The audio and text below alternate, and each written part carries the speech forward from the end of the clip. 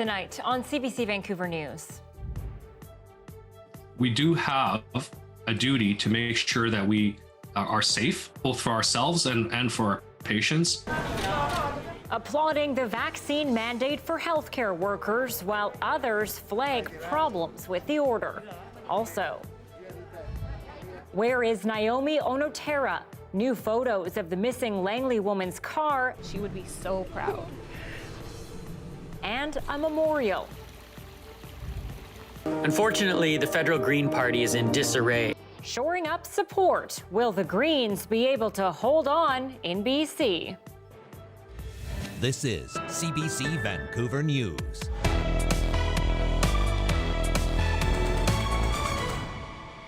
Good evening and thanks for joining us. There's growing support today for the mandatory vaccination of healthcare workers in BC. It comes after the BC Nurses Union came out against the order, worried it would worsen staffing problems. But as Isabel Reigam tells us, some doctors are questioning that claim. Mandating vaccines for healthcare workers is a no-brainer for the head of Doctors of BC. There have been documented instances where there have been outbreaks triggered by unvaccinated staff, especially in the context of the fact that we as healthcare workers work with vulnerable people. We see people who are immunocompromised. We see people who are on cancer treatment that compromises their immune system. While Dr. Matthew Chow supports the requirement, the BC Nurses Union does not. Our job here at the union is to stand up for those who cannot get vaccinated for whatever reason. The union claims the order will stretch nurses even further and impact patient care. When you take one nurse away, that is one too many nurses. That stance has prompted frustration online from some who identify as nurses, one writing, "I am embarrassed and do not agree." Another writing online, "Talking with my colleagues, there was disappointment with the BCNU position." Today, BC's health minister is defending the decision. There's an expectation that everyone who works in the healthcare system is vaccinated because the level of risk in the healthcare system justifies that. Hundreds of people died. Dick says planning is happening in case the vaccine mandate leads to a critical shortage of staff.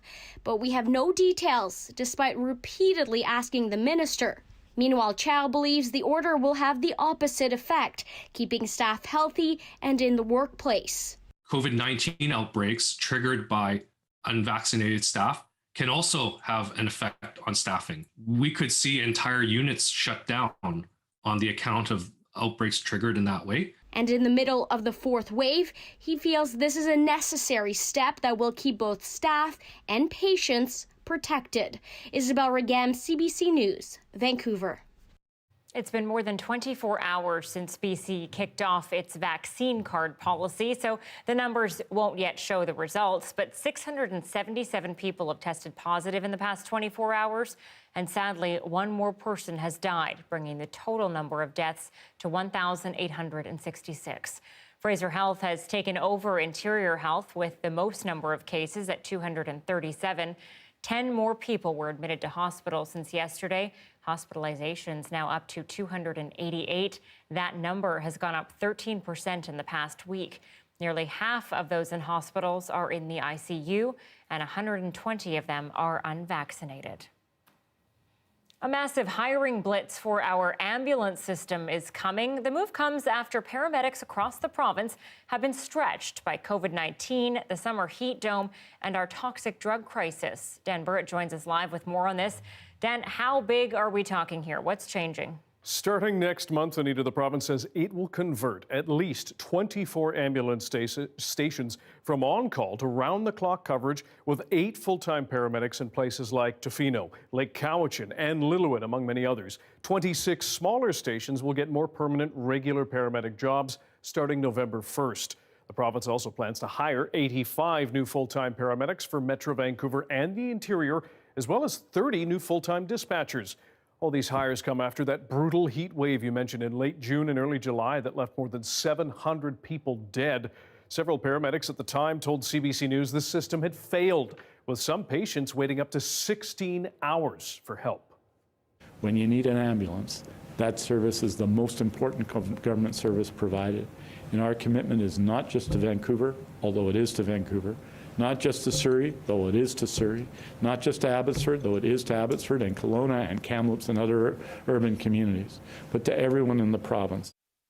Dan, Adrian Dix was also asked about some very young patients in hospital with COVID-19. Tell us about that and how they're doing. Yes, Adrian Dix says at least one of those patients is now out of hospital, thankfully.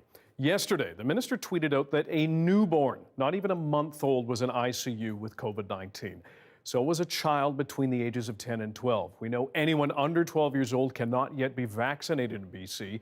Dix says the infant in ICU has thankfully been discharged, is healthy, while one other child is still in critical care. What those numbers show, our ICU numbers show by age group, is pretty straightforward. That people who are unvaccinated right now are at risk of some serious health effects from COVID-19. And again, 140 people are in ICU with COVID-19 in BC right now. 120 of them are unvaccinated. Anita. Dan Burrett live tonight. Thanks, Dan. There's a growing body of evidence that while COVID can be dangerous for anyone, pregnancy is a serious risk factor. Now, unvaccinated pregnant women are winding up in hospital in critical condition. Lauren Pelly spoke with one woman here in Vancouver who has experienced that threat firsthand. Alex Carnio has one young child and two more on the way. Being pregnant with twins made getting COVID-19 last month even more terrifying.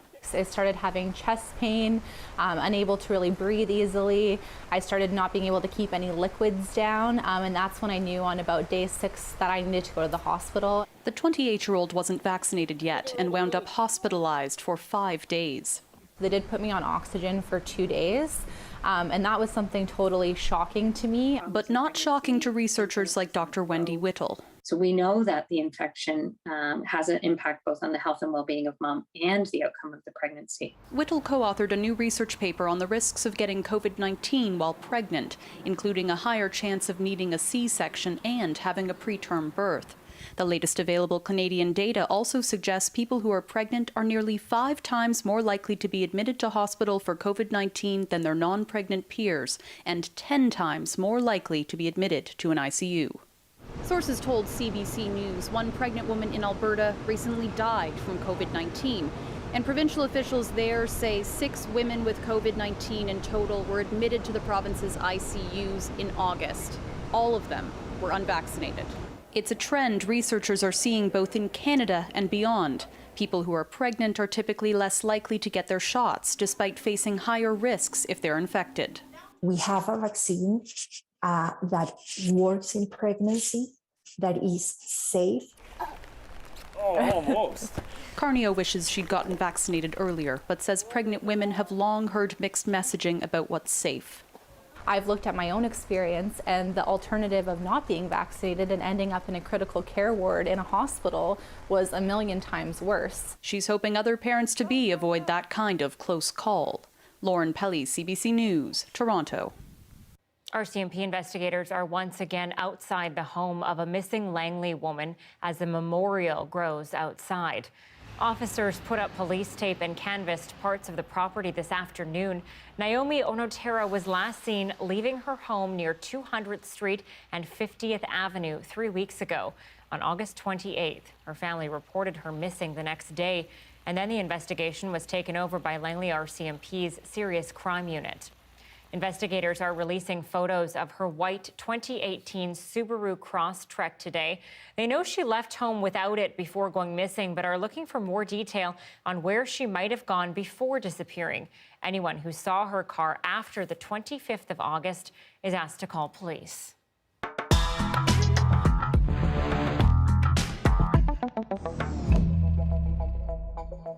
Well, one of the big question marks of this election is how the Green Party will fare, especially in places like Vancouver Island.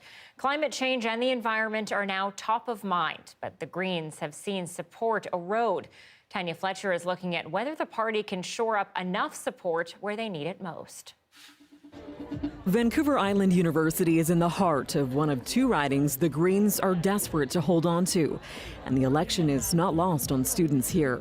I think the main voting issues are probably things like climate change. I would go for the climate change. The climate crisis has never been more visible in BC. A deadly heat wave, another devastating wildfire season, months-long logging protests. It may all seem a natural nudge towards the Greens, yet something else is standing in the way. And the local NDP candidate knows it. While the Green Party are fighting amongst each other, the NDP are fighting for people. They're fighting for the environment. She's referring to the bitter infighting that cast doubt on Annamie Paul's leadership and pushed their New Brunswick MP over to the Liberals in June. Since then, Green's support has waned, and there's a stark contrast between this campaign and their last one. In 2019, the party blitzed Vancouver Island in a biodiesel bus, hitting all 7 ridings in 2 days.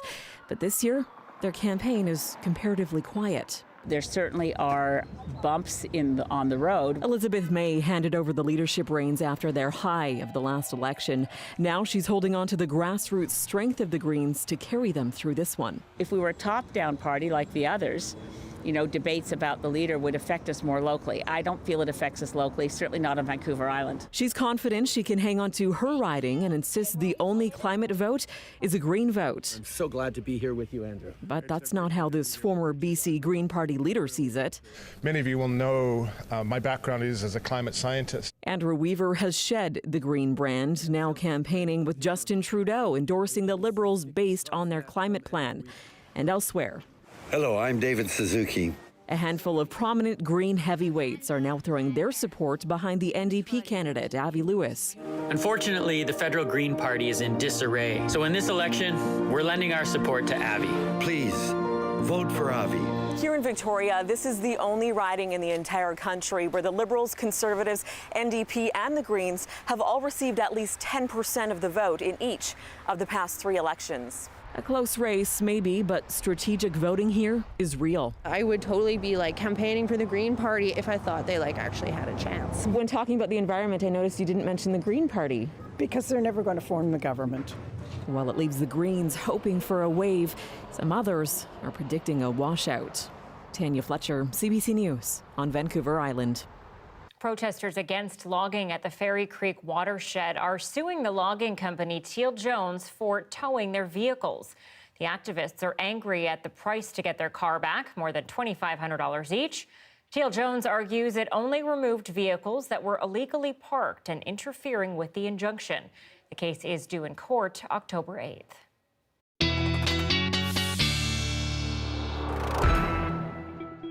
Meteorologist Johanna Wagstaffe is here and looking soggy.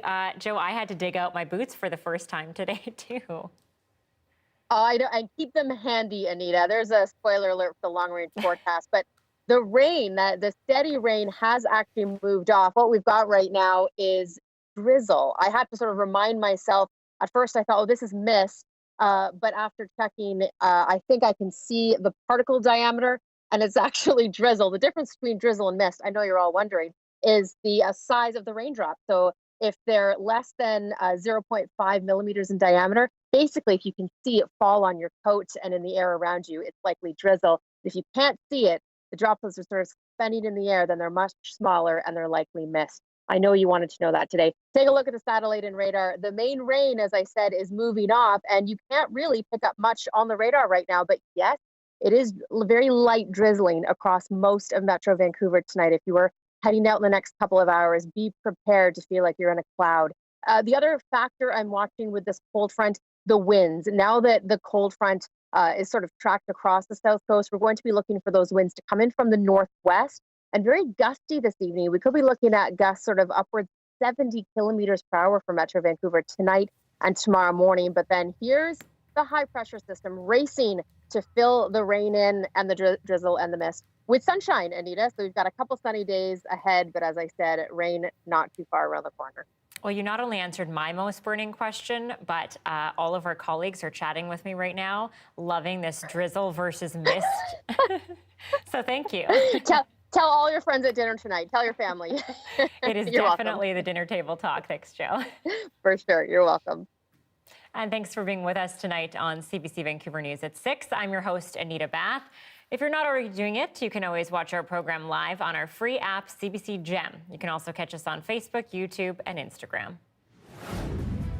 A comedic legend, Norm Macdonald, has died at the age of 61. We look back at the life of this Canadian star after the break.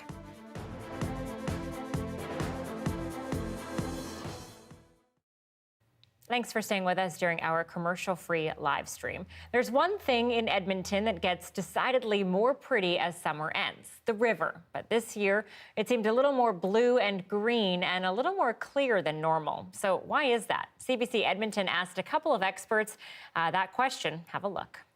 And it always does have changing colors, just kind of like changing colors of forests. But right now, the river has more of a kind of a cloudy greenish appearance. Typically, it's very brown, particularly in the early summer months after ice has melted, because of a lot of the runoff that's coming from the smaller streams and tributaries carry with them a lot of sediment and organic material from the landscape.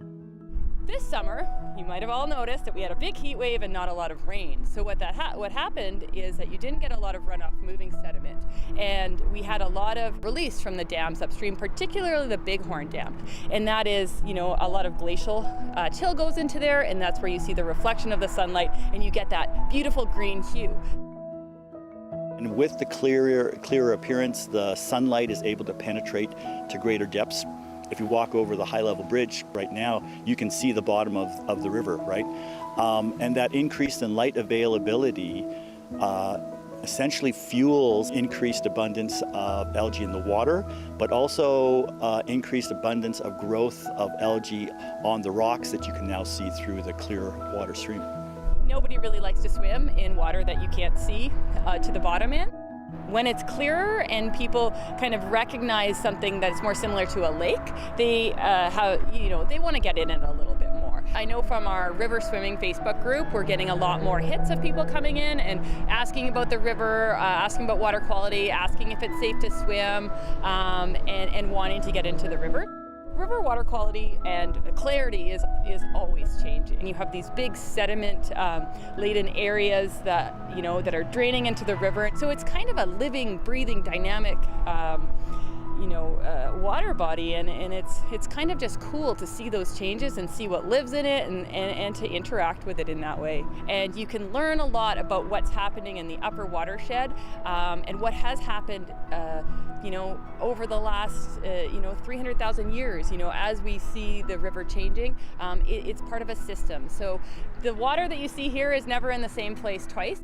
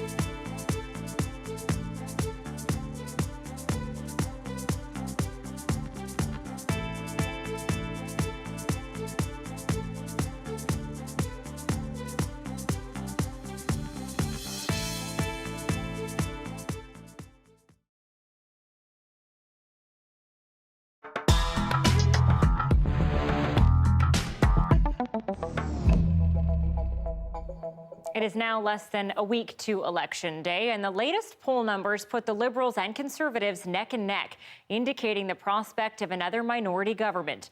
As Marina von Stackelberg reports, those numbers have led to increasingly sharper attacks by the party leaders. Good job, Mr. O'Toole. Outside of Ottawa, Conservative leader Aaron O'Toole says his plan for childcare, in the form of a tax credit, gives parents choice. Our support goes directly to the families, not to other governments. The Conservatives want to slash billions of dollars the Liberals set aside for universal childcare. O'Toole's plan doesn't address the lack of childcare spaces, but he says will help families immediately. The Conservative leader spent much of his campaign stop going after Liberal leader Justin Trudeau for sending Canadians to the polls in a pandemic. Mr. Trudeau called a $600 million election and every day has tried to divide people. He has no plan, no future. All he has is blaming others. Prime Minister Trudeau. In British Columbia, Trudeau was flanked by former BC Green Party leader Andrew Weaver. He's endorsed the Liberals' climate plan. We are the ones with the very best plan, laid out by experts and scientists across the country and around the world. But Trudeau went after O'Toole on everything from his stance on gun control to private health care. He's not leading, he's misleading. We need to stand strongly on a plan to fight climate change and grow the economy and stop the Conservatives from bringing us backwards. Jagmeet Singh talked up the NDP's plan to improve internet and cell phone service. We pay some of the highest fees in the world. But instead was asked what role he would play in a Liberal or Conservative minority government. Mr. Trudeau and Mr. O'Toole are fighting over who's worse. I can answer that question for them. They're both pretty bad. We have an alternative way to move forward. A minority government does appear likely. The polls show the Liberals and Conservatives in a dead heat. Many voters have already made up their minds. Elections Canada says nearly 5.8 million Canadians voted early. That's a 20% increase from last election. Marina von Stackelberg, CBC News, Ottawa. Some candidates not only have a campaign to worry about, they also have school. Several university students in Ontario are running for a seat in this federal election. Hayden Waters takes a look at how they are trying to keep up. Mornings and afternoons, Eric Friedman is in class, going to law school and studying business at York University. My name is Eric Friedman. By 4 or 5 p.m., he's out knocking on doors, running for the Green Party in Toronto's Eglinton-Lawrence riding. You get so wrapped up in the campaigning. I get so excited every time I get a chance to go out there and meet people and all the great work we've been doing that it's sometimes hard to focus myself and say, okay, I gotta study competition law now. The 28-year-old is one of several student candidates in this election, trying his best to juggle school and the campaign. But as election day creeps closer, there's tough decisions, playing hooky to do debates or candidate meetings. He's swamped, but didn't want to sit back and not run. He says issues like climate change and mental health are reaching crisis levels. I think students have a unique perspective on the issues that we're facing in Canada. Megan Peronin is the NDP's candidate in Haldimand, Norfolk, where she lives with her parents. She's also studying political science at the University of Ottawa. Her classmates are impressed. Many of them are political science students as well, and they're like, wow, you just completely jumped the gun. Neither York's Law School or University of Ottawa has official rules about students running for office. Student candidates who get elected could take a leave of absence. York's Law School allows for at least up to 1 year. And students have been elected before. Lauren Liu was part of the NDP's Orange Wave sweeping Quebec during the 2011 federal election. She was 20 years old, learning history at McGill, suddenly elected MP in a riding the party didn't even think it was going to win. She knows what it's like. My biggest piece of advice is just to fight for something you believe in. So what happens should they win? Friedman would get into negotiations with his school. He thinks they would love having a student in office. NDPer Megan Peronin knows she's going to Ottawa either way, whether it's back to school in person or as a new member of parliament. Hayden Waters, CBC News, Toronto. Linda O'Leary has been cleared by a judge in connection with a boat crash 2 years ago that left 2 people dead. She's the wife of celebrity businessman Kevin O'Leary. As Ellen Morrow reports, this puts an end to the high-profile case. Arriving at court, Linda O'Leary's hopes for a not guilty verdict would soon be answered. Justice Richard Humphrey ruling O'Leary did not operate her boat carelessly the night it slammed into another vessel, a collision that claimed the lives of Susanna Breton and Gary Poltash, passengers on the other boat. She can at least take some solace in the fact that justice was done today, that she was in fact vindicated, that this is an exoneration. The judge agreed with the O'Leary defense that video evidence showed the other boat did not have its lights on. He also found no evidence that O'Leary was impaired at the time of the crash, ruling instead she took all necessary steps to be a responsible boater that night.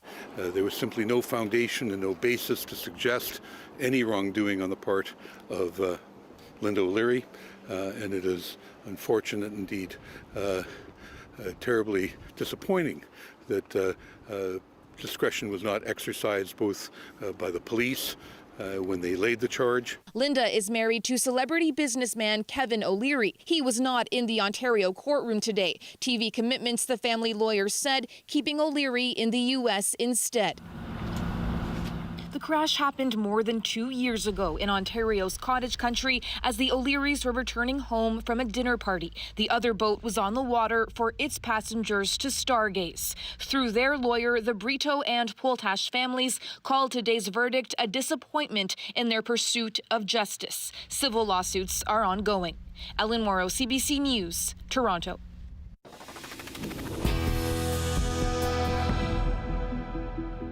There is widespread grief tonight for one of Canada's most influential comics on the world stage. As Eli Glasner tells us, Norm Macdonald is being remembered for a cutting style that was all his own. There's only two classifications in cliff diving there. There's a grand champion and then stuff on a rock. Droll and deadpan, no one delivered punchlines like Norm Macdonald. Very hard to make a comeback in that sport, I'll tell you that. Macdonald first cut his teeth as a stand-up in Ottawa. First of all, I couldn't get away from those damn blue eyes. He looked like Paul Newman in The Hustler. Kenny Robinson said he stood out from the beginning. Norm always danced to his own beat, that's why you couldn't steal his material because it was Norm. Yeah. And he had that delivery. His big break came behind the Weekend Update desk on Saturday Night Live. Well, this coming Monday is Oscar night, and 3 films, The English Patient, Secrets and Lies, and Shine, are locked in a tight race in the category Best Picture There's Not a Chance in Hell I Will Ever See. Macdonald's jokes could be cruel and cutting, naughty or clean, but never predictable. He didn't care whether you connected to the joke or not, or his POV. He just believed how funny it was. Macdonald was also a favorite late-night guest who kept the hosts in stitches. Well, a man grows. Today, there was shock as fans learned Macdonald had been battling cancer for 9 years. His brother, former CBC News correspondent Neil Macdonald, said he didn't want it to affect the way he was perceived. But a few years ago, Norm Macdonald took aim at the concept of losing the battle to cancer. I mean, if you die, the cancer also dies at exactly the same time. So that, to me, is not a loss, that's a draw. That's a, you know what I mean? Today, his colleagues sang his praises. Steve Martin called him one of a kind, and his friend Jim Carrey called him an honest and courageous comedy genius. Norm Macdonald was 61. Eli Glasner, CBC News, Toronto. A day after coming out against the vaccine mandate for healthcare workers, the Nurses Union in BC is under fire for many of its own members. We'll speak with the union next.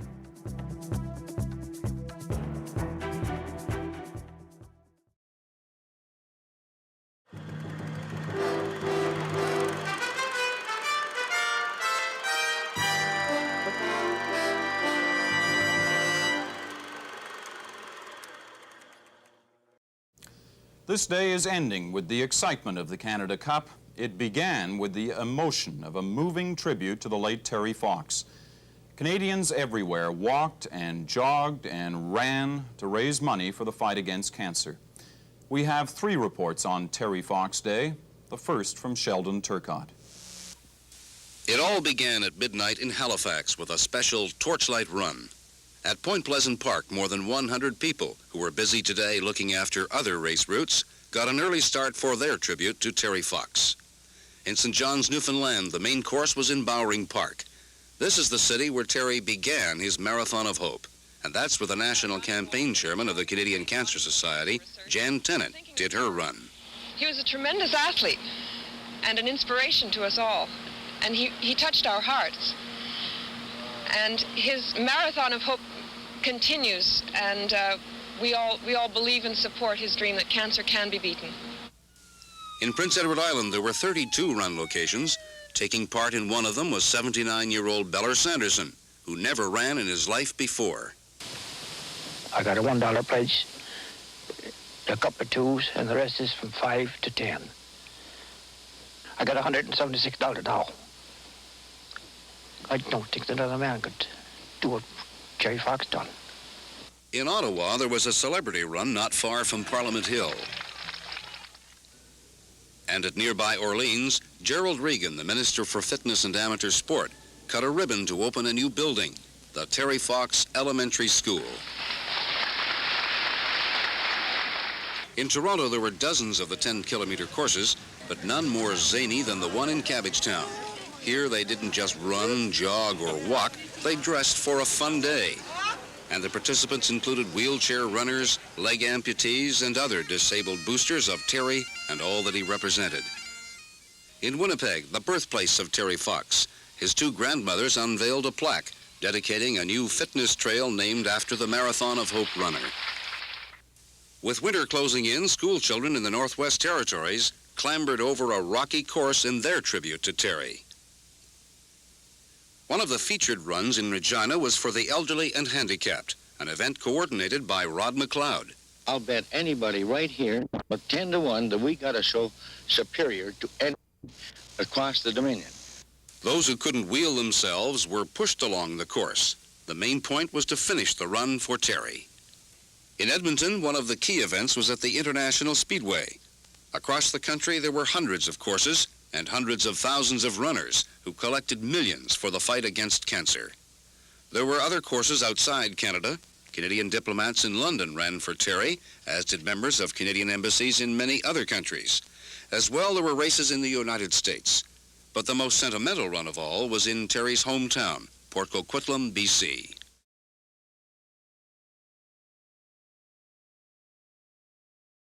Here are some of the stories we're following tonight on CBC Vancouver News.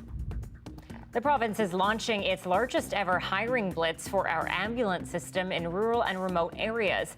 Starting next month, 24 ambulance stations will go from on-call to round-the-clock, with 8 full-time paramedics being hired in places like Tofino, Lake Cowichan, and Lillooet. 26 smaller stations will get more permanent staffing, and 85 new full-time paramedics will be hired in Metro Vancouver. RCMP are back at the home of a missing Langley woman and have now released a photo of her car. Naomi Onotera disappeared 3 weeks ago, and the Serious Crime Unit is investigating. A memorial is growing outside of her house. But I'd like folks to look at the flip side of this. Imagine being a family member of a person who gets infected with COVID-19 and ends up in the hospital on a ventilator because of an unvaccinated healthcare worker. The Doctors of BC says it strongly supports the vaccine mandate for all healthcare workers in BC, and there's growing support from other groups as well. Reaction to the BC Nurses Union coming out against the vaccine mandate for healthcare workers has been swift. The union says it cannot support any order that would remove even a single nurse from the system at a time of severe crisis. Many nurses calling it disappointing and even embarrassing. Joining me now is the Nurses Union Vice President, Amin Grewal. Thank you for being on the show with us today. Thanks for having me, Anita. And social media is full of upset nurses. We here at CBC have received several emails from nurses. How do you defend the union's stance here when it doesn't seem to be representing the thoughts of many of its members? So I think that what people need to know is that we here at BCNU strongly encourage nurses and other healthcare workers and all members of the public to be vaccinated against the COVID-19 and any other communicable disease. Our healthcare system is critically short right now, and the government needs to be very careful because we are concerned that the mandatory nature of this might risk delivery of patient care. When you take one nurse away, that is one too many nurses. We are already working very short. And the impact of that is going to have an impact on the delivery of healthcare here in BC. With that being said, what that happens to put it in context, is let's say you're going into an emergency room and they are short-staffed. That nurse who would normally have 1 to 2, 1 to 3, 1 to 4 patients, they could have their workload increased by double or triple. The doctors of BC told us today they support the mandate and they too are experiencing a critical staffing shortage, but they believe that the mandate could actually help with those staffing issues because right now doctors keep having to isolate along with other staff. They're referencing nurses. So what are your thoughts on that? Do you think that perhaps this mandate could actually help with that and maybe even bring some nurses back who left? No, I do not believe that this is going to bring nurses back because we've been in this staffing shortage for years. And we've known about this for decades, that this staffing shortage is going to come. And what we need to do is support our members.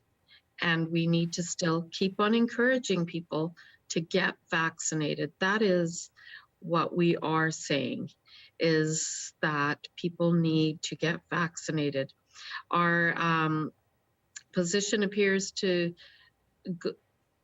we recognize that it appears to go against the principle of max vaccination.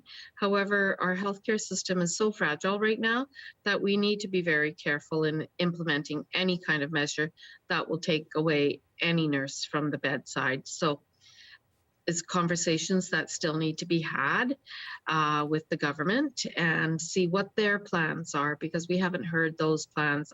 Yes, and Adrian Dix did say today that planning is happening right now, but didn't give us the details of those plans. Before I let you go, I just want to ask you, what is your message to the nurses who are vaccinated and who are upset by the BCNU coming out with this because they feel unsafe at work? What's your message to them? We're still saying, please get vaccinated to those that are not vaccinated, but there will be some people who are unable to due to medical or religious reasons, and we will support those members. The government did say, though, that people with religious reasons or medical reasons can potentially be exempt from this, and that Dr. Bonnie Henry's office will review all of those exemptions. So that's not really the issue here. I think it's the other people, the other nurses that are choosing not to get vaccinated, and some of your members feel unsafe being around them. Yeah, and I can't speculate as to why they would choose not to take the vaccine. What we are saying is that we will look at it as a case-by-case basis, and at the moment, you know, those that have medical and religious reasons, that we will be supporting them. Okay, I'm in Greywell with the BC Nurses Union. Thank you. Thank you. The entire country has experienced the fourth wave of COVID, but Alberta has been hit particularly hard with an unprecedented 200 patients now in the ICU. One Alberta official has acknowledged the province opened up too soon, much too soon. But as Carolyn Dunn shows us, that admission doesn't change where Alberta is or where it's heading. I just want to thank you for still talking to me. A humbled Dr. Dina Hinshaw addressed primary care physicians last night. Alberta's chief medical officer revealed this is her biggest moment of regret, being part of a decision to lift all COVID restrictions in the province. Hinshaw says that mistake set the province's relentless fourth wave in motion. I think that trajectory was set when we removed all the public health restrictions at the beginning of July. Hinshaw says she feels responsible for later giving the impression the pandemic was over. That has had repercussions, and I deeply regret how that has played out. The highest COVID ICU numbers ever in Alberta. Staffing shortages, surgery cancellations for everything from cancer to joint replacements. It's been 11 days since Premier Jason Kenney's last COVID briefing. But life and death decisions continue. Difficult choices based on the statistics of survivability. When it gets like this, we can't take the long shot because we got to put our resources into people that we know are going to do the best. That Dr. Marklin is even at work is a feat of resilience. Last Friday night, the police showed up at his house, warning him of a death threat against him. It's serious enough that the RCMP are involved. But they will not disclose specifics. It's effectively like watch your back and don't get hit by lightning. Combine that with protests outside the workplace and what he calls a leadership vacuum. I honestly feel terrorized. And yet he and so many others like him just keep showing up. Carolyn Dunn, CBC News, Calgary. It started as one way to improve her health, her mental health, how a swim in the ocean in January became a passion that's year-round. And at 6:39, you are looking at a live shot at bears hunting for salmon in Katmai National Park in Alaska. I just can't get enough of this. Not too cold for the bears, but a wet day here on the south coast. Sun, please come back. Are you going to? We're going to find out when Johanna is here next.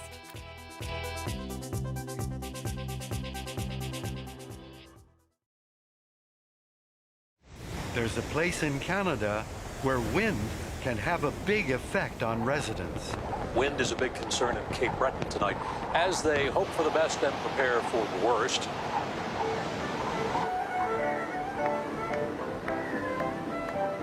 With the wind trying to blow you away, Robert DeVoe knows it's the perfect time for a storm party. 120 kilometers an hour is not that big a deal. But when it starts getting to about 150, the dishes in the cupboards will rattle.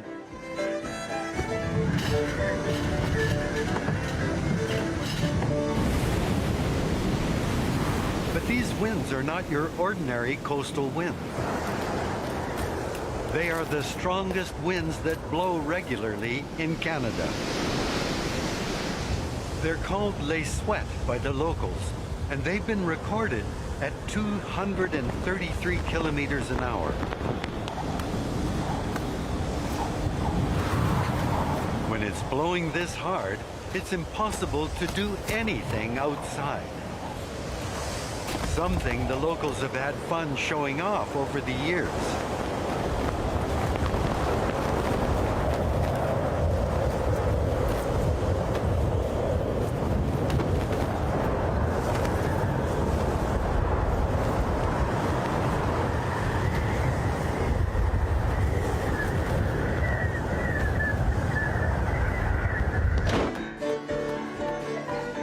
One thing these winds do for the locals, though, is give them more time to practice their music.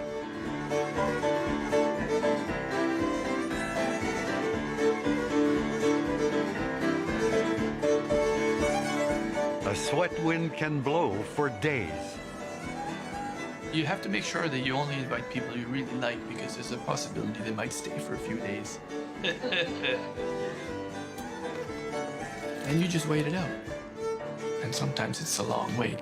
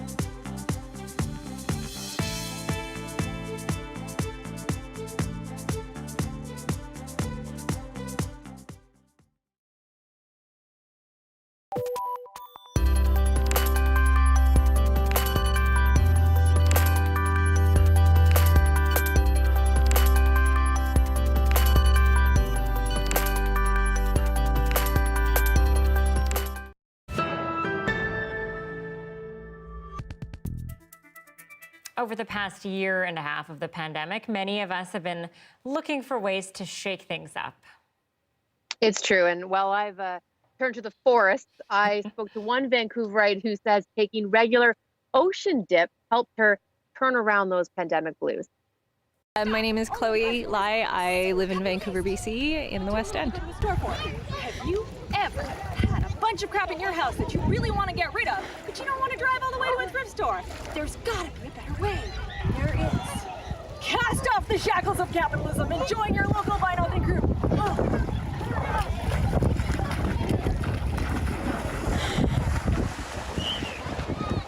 I'm not actually sure how it started exactly. I hate the cold. I have never done a polar bear swim. I'm from Borneo, which is like near the equator. But in January, it had been, as it has been for a lot of people, it had been a really long year. And I had gone mentally to pretty dark places, and I really needed to shock my system a little bit and create happier moments and things to look forward to. And I've always loved the ocean, and I decided, since I can't travel, I can't go anywhere, I'm gonna try and enjoy what I have here and make the most of it and give myself a reason to get through the week. And we came down here once in the first week of January thinking it would be kind of a one-off, and we loved it so much. It was like shocking your body back to life. We decided we would do it every week because it was so great, and I put a video on Instagram. And my friends went nuts for it. Oh my God, I can't believe you're doing this. And people started sending in ideas of how I could do it. So I did like a bunny hop. I've dressed up as a taco. Losing the ability to travel. Like my mom, my dad, and my brother live in 3 different countries. I like to dance. I love festivals. I like huge gatherings. All of those things have been off the table for a long time. I kind of got to a point where I had survived 2020, and I knew that I needed to do a little bit more than survive for 2021.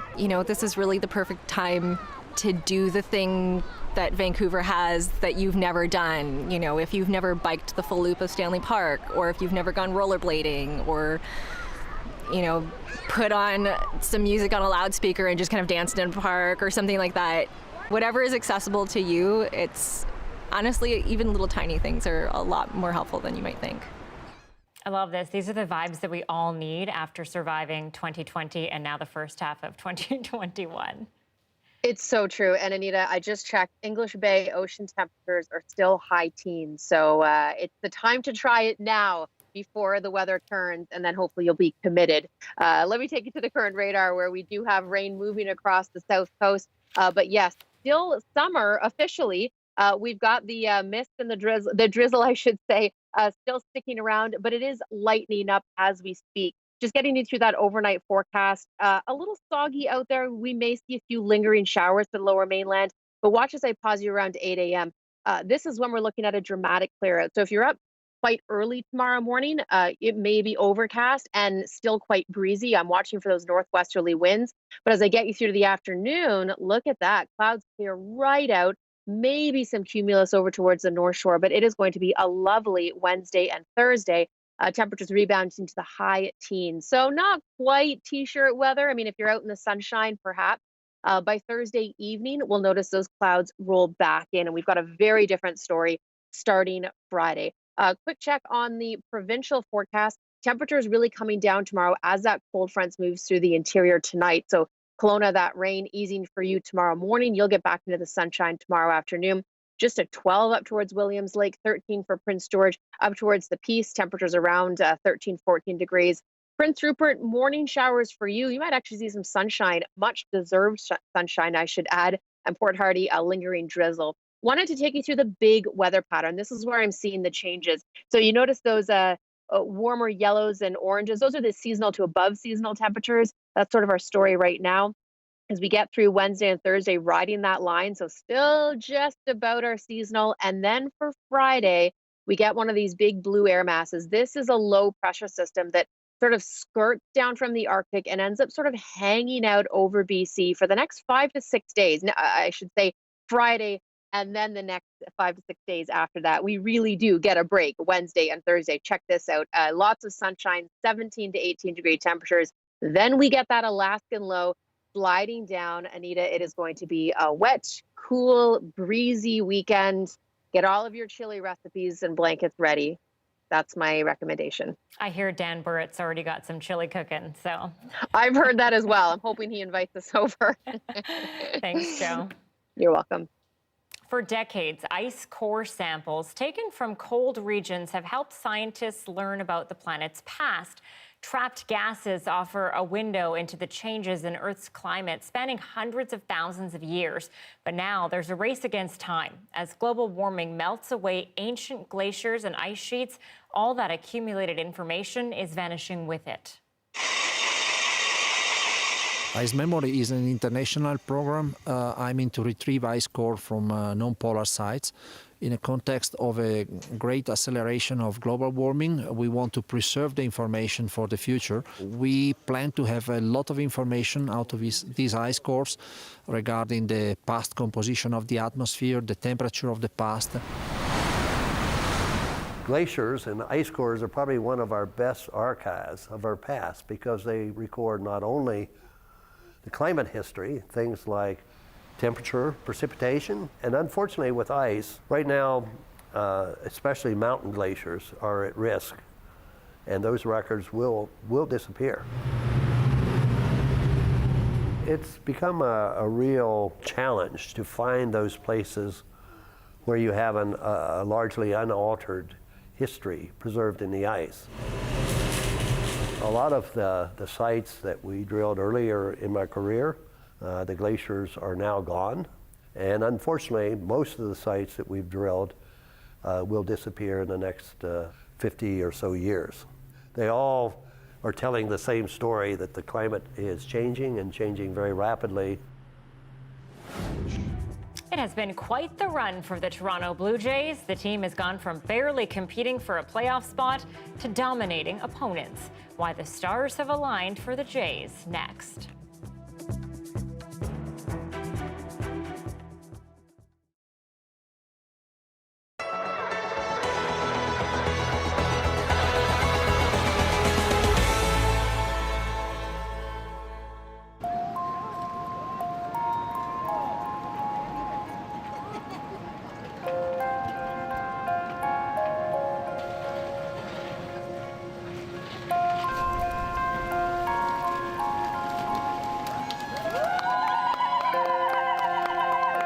We've been emotional all the way. That was our struggle. Our minds, kept thinking about our son. Very hard, you have to struggle your mind, gotta be strong, not bother you. But during every day, it's for us to struggle. Same with the ones that are missing with their loved ones. I know how they feel, and I know how we feel.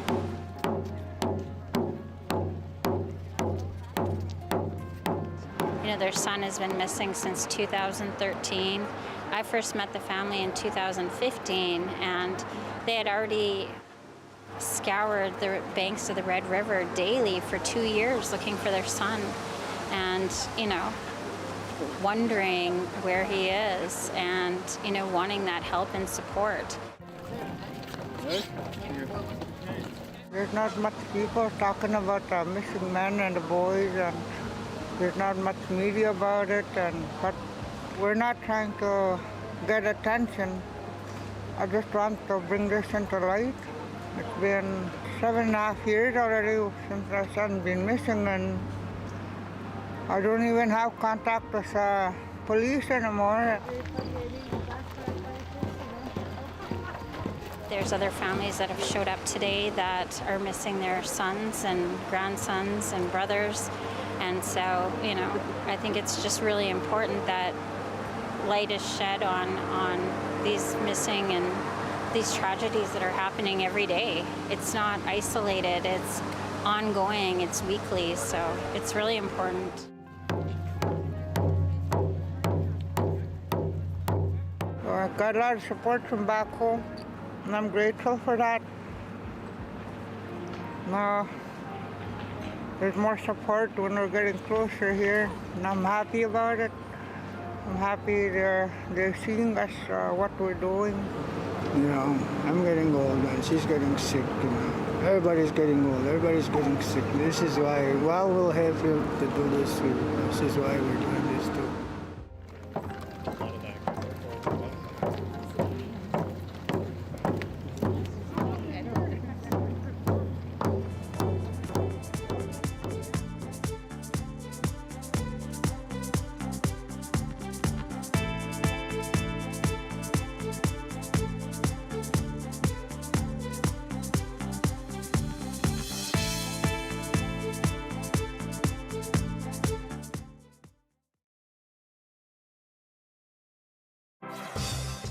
Hi, I'm Amy Bell. Here's what's in your CBC Vancouver inbox. Join CBC Vancouver's Anita Bathe at the virtual Surrey Fusion Festival, an online celebration of food, music, and culture featuring concerts, a cooking challenge, and more. Visit surreyfusionfestival.ca for more info. And don't miss Canoe Culture's Hokomo, a new exhibit at the Vancouver Maritime Museum that honors Indigenous maritime cultures of the past and present. Go to vanmaritime.com to learn more.